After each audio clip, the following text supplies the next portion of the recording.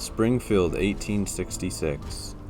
A breech-loading rifle bearing an exterior and 50 to 70 caliber centerfire cartridge. The Springfield 1866 was oft praised for its rapid rate of fire. The design originated when the Army modernized many thousands of Civil War-era muskets for the use of American soldiers, a highly pragmatic step in the evolution of the weapon. The Springfield's speed and efficacy was particularly notable in several battles between U.S. soldiers and the Lakota, Northern Cheyenne, and Northern Arapaho tribes during Red Cloud's War, when a small number of U.S. troops armed with Springfield 1866 rifles were able to defeat a large attacking force with few casualties. However, it was sometimes criticized for its weaker extractor mechanism. Letter found in the possession of redacted, undated, 1 out of 6. Got some answers for you today, writing it down for you now before I get any of the details, though I won't get to post it until next week. Was camped last night with Thomas and playing it low. Some people just like to hear their own lips flapping. Don't need any encouragement but silence. So we're sitting around the fire and he starts up. Told the whole story about the brothers. We weren't always allowed to hunt in the trees, you know. That was all thanks to those brothers. Our own third was asleep already.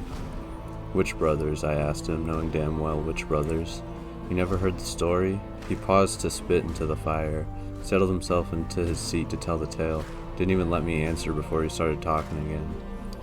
It was always 2 before. 2 hunters per contract. I don't know why. It was just what you did. You could hunt alone too, for sure, if you had a death wish. Still can, but 2 was the usual number. Only one person to trust, and if you could trust them, you had an extra set of eyes on your back. Got to be a lot of superstitions about why it was that way. There was all that talk about the oath of 2 and mirrors and some sort of curse, and then that story about the twins. Well, I don't know what was true and what was a tale, but it just wasn't done. Then these 3 showed up and just ignored the rules, just started hunting together.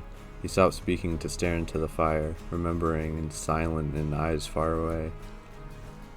They did all right at first, pulled off more than a few successful contracts, made more than a few enemies. People thought it was unfair, but most were too superstitious about the number 3 to do the same. Thought something might happen to them if they did. Rightly so, as it turned out. Whatever those brothers unleashed, they took the brunt of it, and we've been able to hunt in 3 since. They were ripe for the asylum by the end of it, too. By the end, one of them bought a horse and painted the damn thing green, said it was for good luck. He paused, shaking his head at the memory. Letters found in the possession of redacted, undated, 2 out of 6. Up to that point in the story, I hadn't said a thing. Everybody had heard about the green horse, subtle as a dead pig.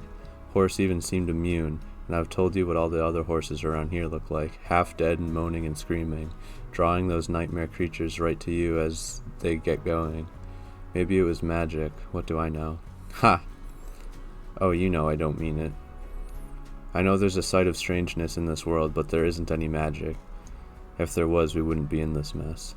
Thomas was clearly enjoying himself in the telling. That damn bear face perched on his head like a hat. I could have punched him. Instead, I asked him to tell more about the others, get him talking again, he says. Those 3 couldn't have been more different. The one with the horse was a crack shot, favored an old Army-issued Springfield trapdoor.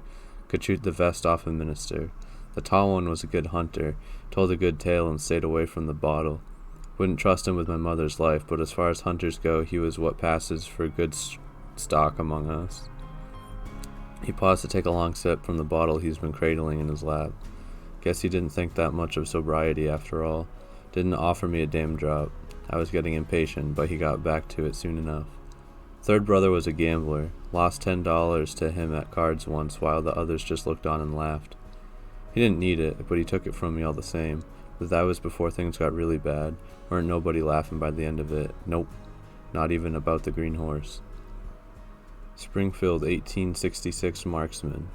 The original Springfield 1866 is a breech-loading rifle bearing an extractor and 50-70 caliber centerfire cartridge.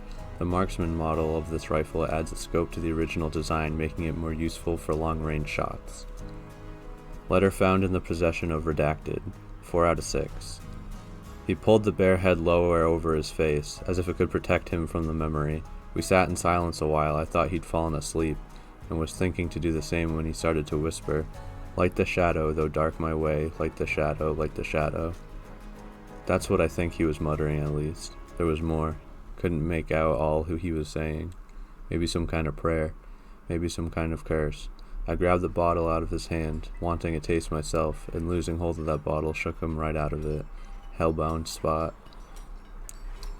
The others kept right on hunting, and it seemed like nothing else was going to happen. They always took a third to fill in for the brother, and the third died, more often than not. They went through a lot of them, but they were piling up the bounties, and it started to seem like those two couldn't be killed. Not many would go near them after that, figured them for cursed, and you didn't know if it was the kind of curse that might end up on your own head if you got too close. But some were saying the oath had been broken, a sacrifice had been made, and now 3 could hunt. Hard to say for sure. You ask me though, it happened later. You ask me, it wasn't just possible because the brother died. It was possible because their third always died. They started to get this wild look about them, wild-like, dangerous, less human. You'd think with what we have to deal with out in these swamps, hunters wouldn't be so easy to trick into seeing monsters in every shadowed corner. But it's the other way around. After you see those things in the swamp, you start seeing them everywhere. Springfield 1866 Dum-Dum Ammo. RN. Thomas Bridges was known as a teller of tall tales, most based on his life. Out on the mountain there isn't much else to do but spin yarn. But the 3 brothers has more of the qualities of a fable or allegory, perhaps set around the time most started to hunt in threes. Springfield 1866 Compact. The original Springfield 1866 is a breech-loading rifle bearing an extractor and 50-70 caliber centerfire cartridge. The compact model of the rifle has a shortened barrel and sawn-off stock, making it more wieldy at the expense of accuracy and range. Letter found in the possession of Redacted, undated, 3 out of 6. That damn green horse wasn't so funny anymore when it had its intestines wrapped around its neck. The green paint and all that red blood looked like the devil's Christmas tree. Horrible sight to see, and the body of the brother it belonged to tied to its back with the rest of the entrails. Hard to say what killed either of them. Don't think it could have been humans, but it didn't look like what those other creatures do to the hunters out in the swamps, and I know because I found him myself. Thomas stopped and took another long drink, just muttering to himself. Had to nudge him out of it with a tap of my boot. He didn't look so happy anymore to be telling the tale. The look in his eyes is what made me believe him. Not easy to fake. That haunted look. Then he says, "Horse looked like it was no more than a sack of skin. Barely hurt otherwise. Man looked like he'd been through the thresher. Most of his clothes had been torn away, and he was all blue and purple with bruises and covered with thousands of tiny cuts. Body was recognizable, but there wasn't much left of his face. Limbs were hanging off all wrong. My partner and I had found him out by the edge of the tree line and called in the other 2 brothers quick. They didn't show much of a reaction, just looked at each other for a long time and nodded, and then sent us off for shovels. They buried him right there, him and his horse. They were pretty upset that his rifle was gone, the Springfield, but I would have been more upset about his face being gone if it were my brother." Springfield 1866 Combat Striker. The original Springfield 1866 is a breech-loading rifle bearing an extractor and 50-70 caliber centerfire cartridge. As is the case with most weapons referred to as compact, the barrel has been shortened to make it easier to carry and handle. The addition of a knife to the firearm in place of a bayonet began as a field modification, but became popular enough to have been imitated during the weapon's production. This knife can be used to great effect both in light and heavy melee combat situations, and its reputation as a reliable striking instrument gave it its name. Letter found in the possession of Redacted, undated, 5 out of 6. His eyes were wild and getting wilder now as he spoke, his words coming faster. I shouldn't have gotten mixed up with them, I know it now and I knew it then, but I was desperate, and then got word back from Colorado that the ranch had burned and Lori and Janice were gone to Jesus, and well, about then I started to feel like nothing much I did mattered anymore. Like I might as well make a damn deal with the devil if it were to keep me in drink, if it could help me forget. I asked him what the hell he was on about, what the hell he thought was so bad he regretted it more than any of all the rest. I seen him take the lives of a dozen hunters and ask about dinner after. He's calm and he gets the job done, and he doesn't have an emotion on him. Now he was coming apart right in front of me. I guess the confessional will do that to you. I don't envy those priests their jobs any. I took a job with the brothers, not to hunt with them, otherwise I wouldn't be here talking to you. None of their thirds ever survived, see?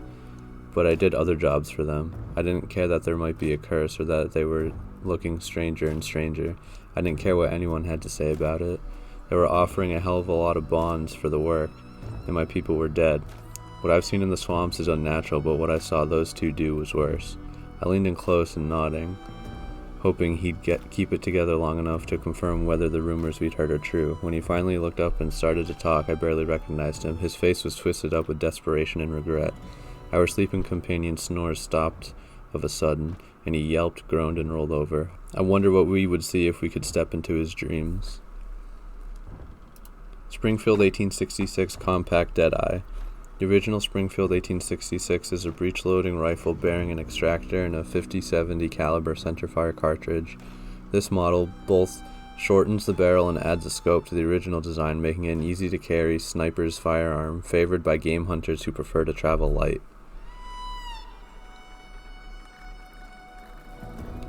Letter found in possession of redacted, undated, 6 out of 6. Turns out we were wrong about them having killed each other. Turned out we were wrong about a lot of things. Then he tells me, they were the ones that died to the brother and that horse. That damn green horse. He started to really cry then.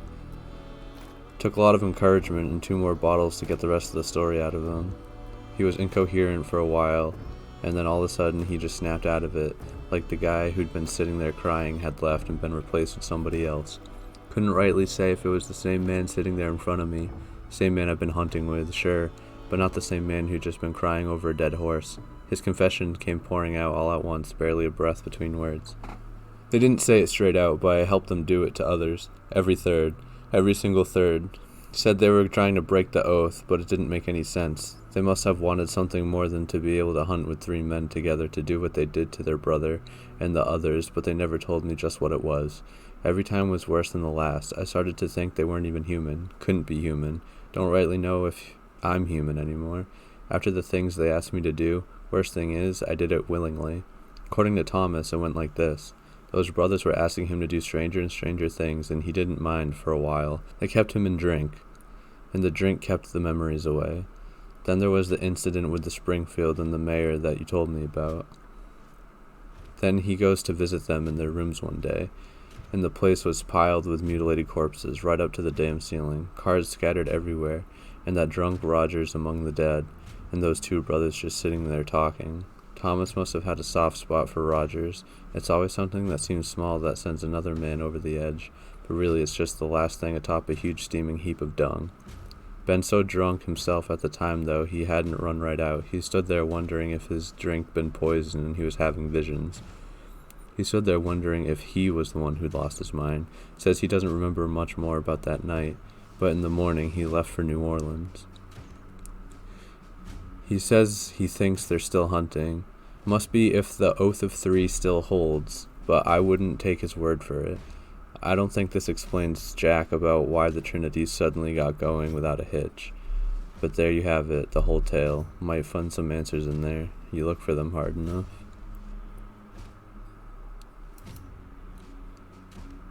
Springfield, 1866. Explosive ammo. RN. Perhaps a testament to its truthfulness is the way in which Bridge has inserted himself into the tale. He seems a scared bystander, out of his depths, unusual for a man who claimed to have walked the depths of Crater Lake, some 1,900 feet.